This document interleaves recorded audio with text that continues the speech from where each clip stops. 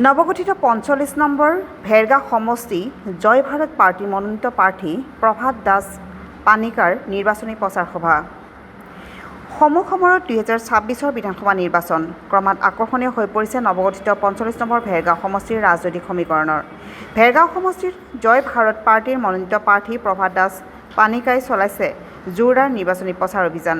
৪৫ number Bhergaon সমষ্টিৰ দক্ষিণ প্ৰান্তৰ শালৈপাৰা নামখোলা বাহমোলাৰ লগতে সমষ্টিৰ কেইবাটাও স্থানত ৰাইজৰ মাজত সোমাই নিৰ্বাচনী প্ৰচাৰ চলাই প্ৰভাত দাস পানিকাই। শিক্ষা, অৰ্থনীতি, স্বাস্থ্য, যাতায়াত আদি কেইবাটাও দিশ সামৰি গাঁৱে ভূঞে ৰাইজৰ মাজত সোমাই জোৰদাৰ নিৰ্বাচনী প্ৰচাৰ চলায়। ধনুকাঁড়ৰ ছবিত ভোট দিবলৈ নৱগঠিত ৪৫ নম্বৰ ভেৰগাঁও সমষ্টিৰ ৰাইজক আহ্বান জনায়। খৈৰাবাৰীৰ পৰা সুদৰ্শন কলিতাৰ ৰিপৰ্ট, AIN লাইভ।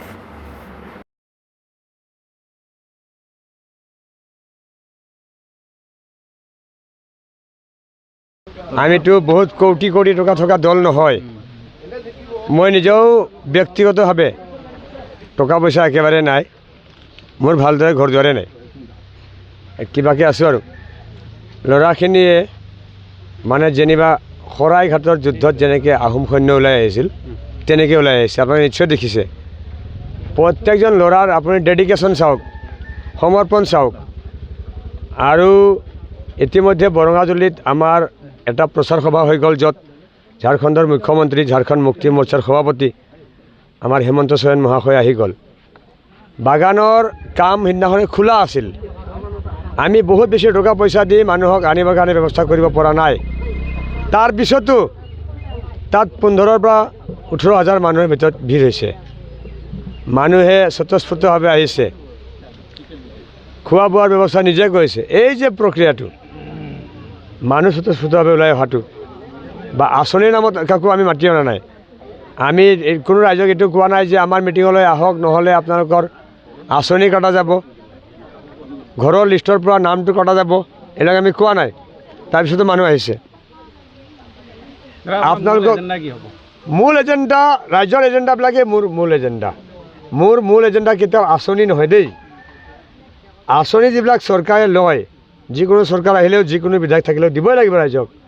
মোৰ মূল এজেণ্ডা আজিও ভেৰগাঁও সমষ্টিৰ ভিতৰত আৰ্টছ, ছায়েন্স আৰু কমাৰ্চ থকা ফুল ফ্লেজ এখন কলেজ কিয় নাই, য'ত বিৰাট ধুনীয়া লাইব্ৰেৰী থাকিব, য'ত বিৰাট ধুনীয়া লাইব্ৰেৰী হ'ব পাৰে, লেবৰেটৰী থাকিব পাৰে। তেনেকুৱা কলেজ এখন আজিৰ তাৰিখত স্বাধীনতাৰ প্ৰায় ৮০ বছৰ পিছত কিয় নাই? আজিৰ তাৰিখত আমাৰ এডাল হাড় যদি ভাঙে আমি GMC TMC লৈ কিয় দৌৰিব লাগে? আজিৰ তাৰিখত আমাৰ ভেৰগাঁও সমষ্টিটোৰ ভিতৰত চৰকাৰীভাৱে আল্ট্ৰাচাউণ্ড কৰিব কিয় নাই? দুখীয়া মানুহে ক'ত কৰিব আল্ট্ৰাচাউণ্ড? CT স্কেন ক'ত কৰিব? কিমান টকা দিব? এক্সৰে কৰিব কিয় নোৱাৰে? TB বেমাৰৰ টেষ্টটো কিয় নহয় চৰকাৰী হস্পিটেলবিলাকত? কিয় পদবিলাক খালী আছে? হস্পিটেলত, স্কুলত, বিভিন্ন চৰকাৰী অফিচবিলাকত পদবিলাক কিয় খালী আছে? কিয় এজন মানুহে ৪টা ৫টা দায়িত্ব লৈ পেলাই প্ৰশাসনিক কাম কাজবিলাক কৰিবলগা হৈছে? SDO অফিচখন খালী কিয়? DC অফিচত বহুত পষ্ট কিয় খালী আছে? সেইবোৰ আমাৰ প্ৰশ্ন, সেইবোৰ আমাৰ মূল ইছ্যু দেই। আজিও কিয় ভেৰগাঁও সমষ্টিৰ ভিতৰত মানুহ আৰু হাতীৰ সংঘাত কমি যোৱা নাই? হাতী এতিয়াও কিয় ঘৰ ভাঙি আছে, মানুহ মাৰি আছে? বনৰীয়া গাহৰি এতিয়াও কিয় আক্ৰমণ কৰি আছে? বা বনৰীয়া গাহৰি আৰু হাতীৰ নিচিনা বন্যপ্ৰাণী কিয় মৃত্যুৰ মুখত পৰিবলগীয়া আছে আজিৰ তাৰিখতো?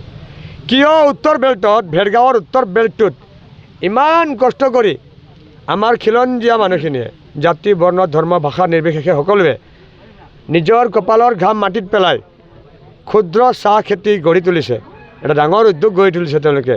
ইয়াৰ পৰা অসম উপকৃত হৈছে, ইয়াৰ পৰা অসম চৰকাৰে টেক্স পাইছে, তেওঁলোকে নিজকে নিজে স্বনিয়োজন কৰিছে আৰু বহুতো শ্ৰমিকক নিয়োগ কৰিছে। তেওঁলোকৰ মাটিৰ বিষয়ত কি সমাধান সূত্ৰ ওলাইছে চৰকাৰে? তেওঁলোকৰ মাটিত জলসিঞ্চন, ক্ষুদ্ৰ চাহ খেতিয়কৰ মাটিত জলসিঞ্চনৰ কি বিষয়, কোনদিনা ক'ত কোনগৰাকী বিধায়কে, কোনগৰাকী মন্ত্ৰীয়ে, কোনখন চৰকাৰে উত্থাপন কৰিছে আমি তাক জানিব বিচাৰিছোঁ। সাৰৰ দাম ইমান কিয় বাঢ়িছে? ইমান বেছি বাঢ়িছে ন? ইউৰিয়াৰ দাম কিমান? সাধাৰণ ইউৰিয়াৰ কথা মাত্ৰ মই ক'লোঁ যেনিবা। তো এই মূল্য বৃদ্ধি ইমান কিয় হৈছে? কৰ্মসংস্থাপনৰ কি কৰিলে তেওঁলোকে ইমান বছৰ ধৰি? সকলো দললৈ মোৰ প্ৰশ্ন, এটা দললৈ নহয়। আজিও কিয় উজনি অসমৰ পৰা আহি সময় গগৈ নামৰ ইউটিউবাৰগৰাকীয়ে খৈৰাবাৰীত ট্ৰাইবেল মানুহ এগৰাকী মানুহক ঘৰ বনাই দিব লাগে, যাৰ মাটি নাই, ঘৰ দুৱাৰ নাই। BTC গঠন হোৱা আজি প্ৰায় 25 বছৰ হ'ল। ইয়াত বিয়াগম নেতা আছে, কোটি টকা তেওঁলোকৰ, শ বিঘা মাটি তেওঁলোকৰ, বিভিন্ন ধৰণৰ তেওঁলোকৰ ইণ্ডাষ্ট্ৰী আছে, সম্পত্তি আছে, কিন্তু সময় গগৈ আহি ঘৰ বনাই কিয় দিব লাগে? মই চিকিৎসা কৰাই আছোঁ দুগৰাকী, আপোনালোকে যাওক। ভেৰগাঁও চকতে ধ্ৰুৱ বড়ো বুলি মানুহ এজনৰ নিউ লাইফ যিটো প্ৰতিষ্ঠান আছে মেডিকেল, তাত মই দুগৰাকী পেৰালাইচিছ ৰোগীক, মই দুখীয়া ল'ৰাজনে অন্যান্য মোৰ বন্ধু বান্ধৱৰ সহযোগত চিকিৎসা কৰাই আছোঁ। কিয় আজি এই অৱস্থা? এইবিলাক ইছ্যুক লৈ পেলাই আমি ৰাজনীতি কৰি আছোঁ। আমাৰ মূল্য এজেণ্ডা এইখিনিয়ে। আপুনি যিকেইটা নিশ্চিত ৰাইজৰ আপুনি প্ৰতিক্ৰিয়া চাওক, ৰাইজৰ সমৰ্থন আমাৰ প্ৰতি চাওক।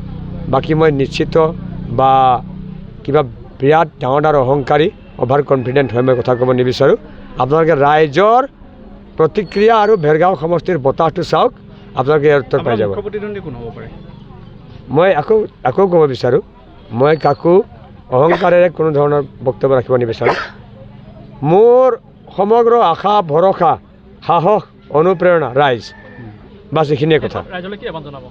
ৰাইজলৈ আহ্বান জনাইছোঁ, আপোনালোকে যাতে এনেকুৱা মানুহ নিৰ্বাচন কৰক যিয়ে ৰাইজৰ মাজত আছিল, আছে আৰু থাকিব। যিয়ে ব্যক্তিগত আৰু একচেটিয়া ৰাজনীতিত কোনোদিন বিশ্বাস নকৰে, তেনেকুৱা মানুহক নিৰ্বাচন কৰক। মোৰ বিষয়ে তেওঁলোকে সমষ্টিটোত এসপ্তাহ ধৰি সোধপোছ কৰক, মোৰ বিষয়ে জানক। মোৰ বিষয়ে যদি কিবা বেয়া পায়, তেওঁলোকে মোৰ বিষয়ে কিবা যদি বেয়া ৰেকৰ্ড ওলায়, ধন সম্পত্তি মাৰি খাইছে, টকা পইচা মাৰি খাইছে, কেলেংকাৰী কৰিছে, কিবাকিবি, মোক ভোট দিব নালাগে। আৰু যদি সমষ্টিবাসী ৰাইজে মোৰ বিষয়ে ভাল কথা কয়, তেতিয়াহ'লে ৰাইজে মোক যাতে বিবেচনা কৰে, তাকে মই আহ্বান জনাইছোঁ। এয়ে মোৰ আহ্বান। হয়, মোৰ প্ৰতীক চিহ্নটো হৈছে ধনুকাৰ, এটা অৰ্থব্যঞ্জক চিহ্ন। ধনুকাৰ যিয়ে নিক্ষেপ কৰে, তেওঁৰ এটা লক্ষ্য থাকে। আমি এটা লক্ষ্য লৈ ওলাইছোঁ, সেই লক্ষ্য ৰাজ্যৰ লক্ষ্য, মোৰ লক্ষ্য নহয়। মোৰ লগতে সমগ্ৰ ৰাজ্যৰ লক্ষ্য। আজি কাঁড়ডাল যেতিয়া নিক্ষেপ কৰি দিয়া যায়, কাঁড়টোৱে এটা গতি এটা পায়। আমি গতিৰ সৈতে লক্ষ্য স্থিৰ কৰি লৈ আগবাঢ়িছোঁ। গতিকে ধনুকাঁড়ৰ চিহ্নটোৱে মোৰ চিহ্ন। সকলোকে ধনুকাঁড়ৰ চিহ্নত ভোট প্ৰদান কৰিবলৈ আহ্বান জনাইছোঁ। ধন্যবাদ। যিকোনো খবৰ বিজ্ঞাপনৰ বাবে যোগাযোগ কৰক 7896121996।